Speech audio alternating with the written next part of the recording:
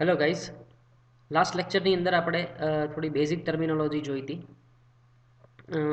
હા, પહેલાં એક તમને આન્સર આપી દઉં. મેં એક ક્વેશ્ચન પૂછ્યો હતો તમને કે એક્સેલરેશન એટલે કે પ્રવેગ વિશે, કે અગર કોઈ તમે બાઇકની ઉપર જાઓ છો અને ઝીરોથી સપોઝ કોઈ પણ એક્ઝામ્પલ એક જેમ કે 0 થી 60 ની સ્પીડની અંદર તમે 5 સેકન્ડની અંદર પહોંચી જાઓ છો અને અગર તમે 0 થી 60ની સ્પીડે તમે 7 સેકન્ડની અંદર પહોંચો છો તો બંનેમાંથી એક્સેલરેશન કોનું વધારે કહેવાય?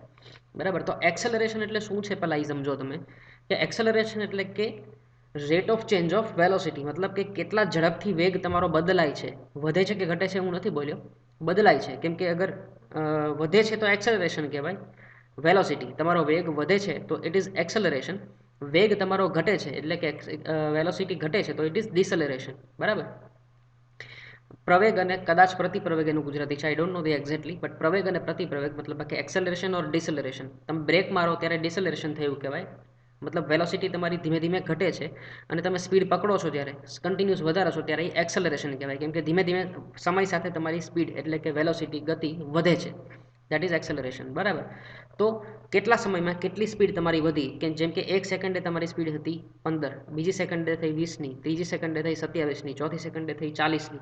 તો આ તમારો rate of change of velocity with respect to time, એટલે કે સમય સાથે એનો બદલાવ, સમય સાથે કેટલે તમારી ગતિ જે છે એ વધે છે અથવા તો ઘટે છે, that is called your acceleration.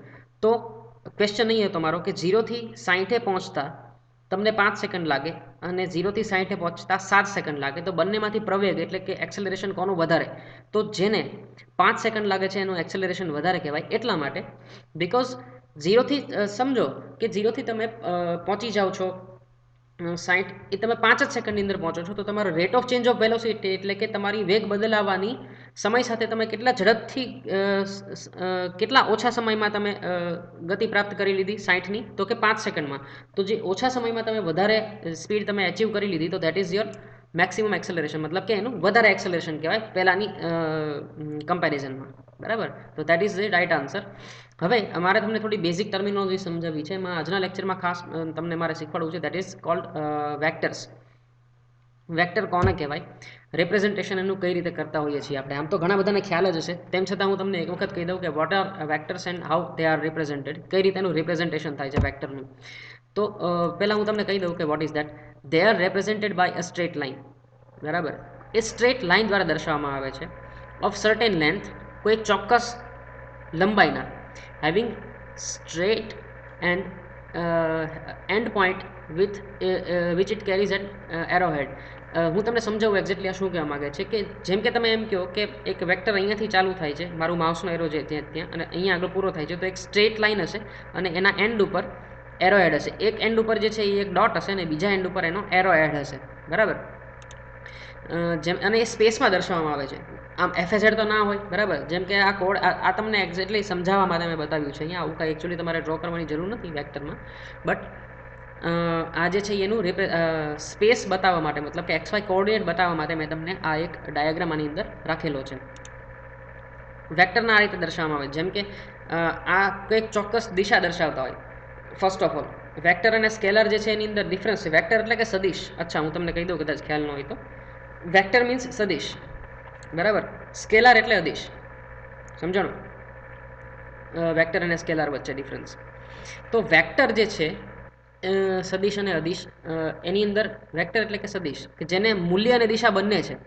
બરાબર. મૂલ્ય અને દિશા એટલે મેગ્નિટ્યુડ અને ડાયરેક્શન બંને હોય, that is called vector.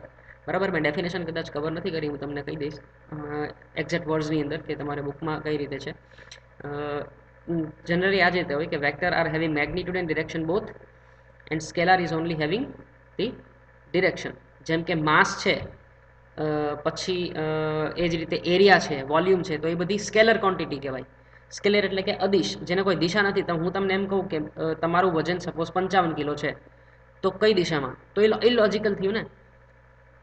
Wet છે, માસ છે, એને કોઈ ડાયરેક્શન નથી. જેમ કે ક્ષેત્રફળ કહો તમે, એરિયા, કે આ રૂમનો એરિયા જે છે એ 40 સ્ક્વેર મીટર છે અથવા તો 40 સ્ક્વેર ફૂટ છે, સોરી 100 સ્ક્વેર ફૂટ જેવો છે, તો 100 સ્ક્વેર ફૂટ કઈ દિશામાં? તો દેટ ઇઝ ઇલોજિકલ. બરાબર. એને કોઈ દિશા નથી હોતી સ્કેલરને, એટલે કે અદિશને કોઈ દિશા નથી હોતી.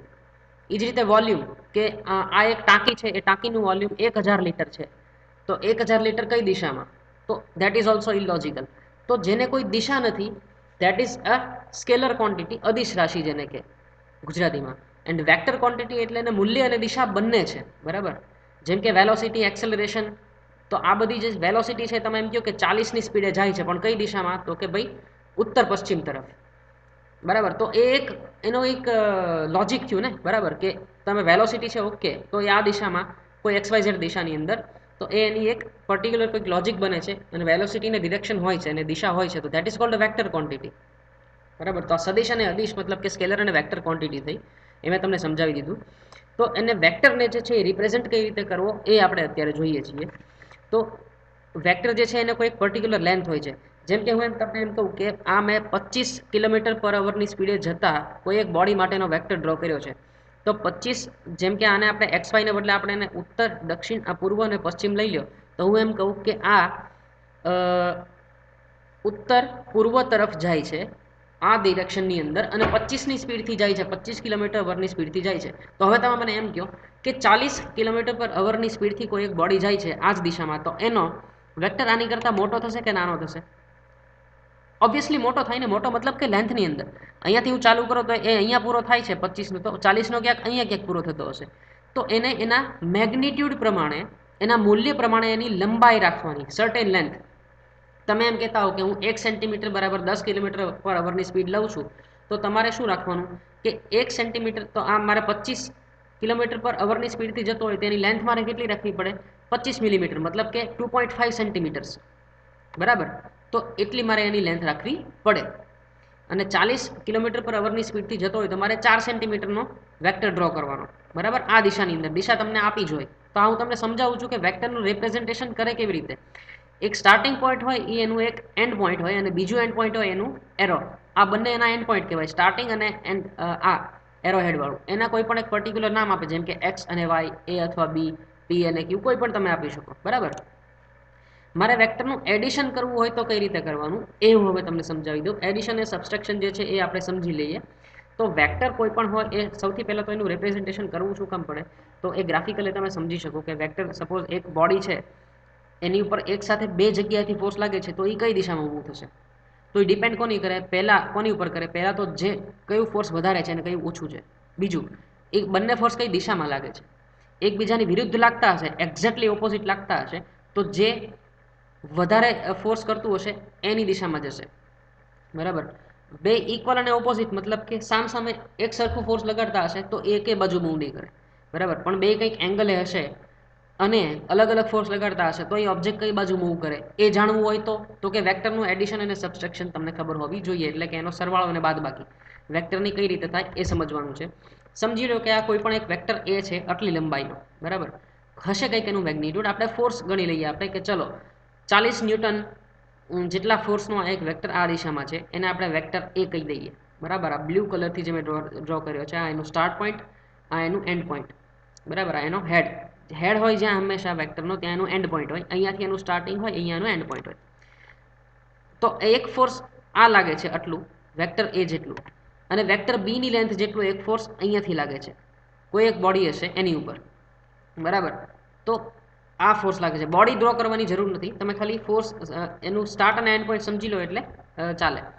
તો આ દિશામાં એક ફોર્સ લાગે છે રેડ કલરનું જે એરો છે એનાથી, અને બ્લુ કલરનો એરો જે છે એનાથી આ દિશાની અંદર ફોર્સ લાગે છે આટલા મેગ્નિટ્યુડનું. તો હવે મારે એવું જાણવું છે કે આ બંને ભેગા થઈને એક બોડી ઉપર કઈ દિશામાં અને કેટલું ફોર્સ લગાડી શકે, એ જ બોડી ઉપર, એ જ પોઈન્ટ ઉપર, કોઈ એક પોઈન્ટ ઉપર, કોઈ એક પર્ટિક્યુલર પોઈન્ટ ઉપર આ ફોર્સ લાગે છે એવું એઝ્યુમ કરવાનું, બરાબર. અને હંમેશા બોડી એટલે કે પદાર્થ, જેમ કે ચોરસ હોય તો એના સેન્ટર ઓફ માસ, એટલે કે જે વચ્ચે એકદમ એની જે પડતું હોય પોઈન્ટ, એની ઉપર તમારે જે છે એઝ્યુમ કરે, જનરલી આવું એઝ્યુમ થતું હોય કે કોઈ એક બોડી છે એના સેન્ટર ઓફ ગ્રેવિટી અથવા તો સેન્ટર ઓફ માસ ઉપર આપણે ફોર્સ લાગે છે એવું એઝ્યુમ કરવામાં આવે છે, અને દરેક ફોર્સને એક જ પોઈન્ટ ઉપર લાગે છે એવું અત્યારે એઝ્યુમ કરીએ છીએ કે કોઈ બોડીના એક જ પોઈન્ટ ઉપર જે છે આપણે ફોર્સ લાગે છે. તો એક એ ફોર્સ આ બ્લુ કલરનું આ દિશામાં, અને રેડ ફોર્સ જે છે એ આ દિશાની અંદર લાગે છે એટલા મેગ્નિટ્યુડ. તો હવે સરવાળો કરવો હોય મારે તો કઈ રીતે કરવો? તો સૌથી પહેલાં એક પોઈન્ટ એક્સ લઈ લો.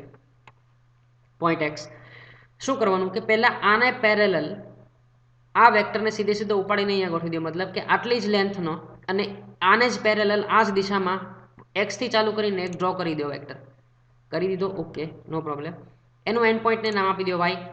આ તમારો વેક્ટર એ થઈ ગયો, એક્ઝેક્ટલી આ એજ એટલી જ લેન્થ અને એ જ દિશામાં ડ્રો થઈ ગયો, ઓકે. એન્ડ પોઈન્ટને નામ આપી દીધું વાય. બરાબર.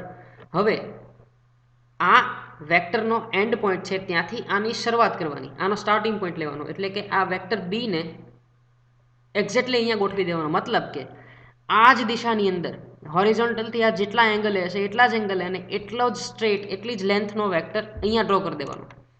આ બરાબર. તો આ તમારો વેક્ટર થઈ ગયો. એને કંઈક પોઈન્ટ આપી દો અલગ ઝેડ.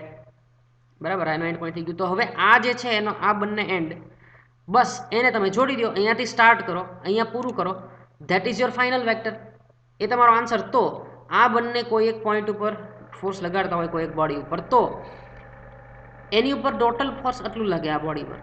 અને કઈ દિશામાં? તો કે આ ઓરેન્જ કલરનો એરો છે એટલી દિશામાં, અને આટલા મેગ્નિટ્યુડનું, તો કે વધારે મેગ્નિટ્યુડનું ફોર્સ લાગે એક જ દિશામાં છે એટલા માટે. બરાબર. તો આ થઈ ગયું તમારું વેક્ટરનું એડિશન, સરવાળો.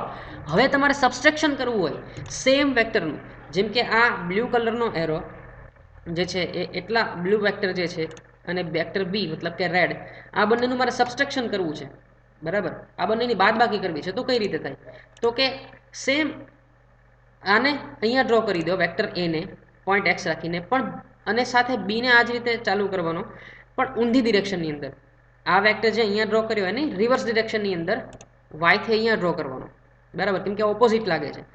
અને તમારું એન્ડ જે છે વેક્ટર આન્સર, તમારો રિઝલ્ટન્ટ એટલે કે એન્ડ, એ તમારો રિપ્રેઝન્ટ કરશે આ રીતે. બરાબર. તો ધીસ ઇઝ યોર આન્સર. તો આટલો રિઝલ્ટન્ટ ફોર્સ એ બોડી ઉપર ફાઇનલી લાગશે જ્યારે તમે એનું સબસ્ટ્રેક્શન કરો છો. આઈ થિંક આ મારાથી જે છે એ કદાચ રિવર્સમાં થઈ ગયો છે. આ હેડ અહીંયા ના આવે, હેડ અહીંયા આગળ આવે એકચ્યુઅલી, એટલા માટે. બરાબર.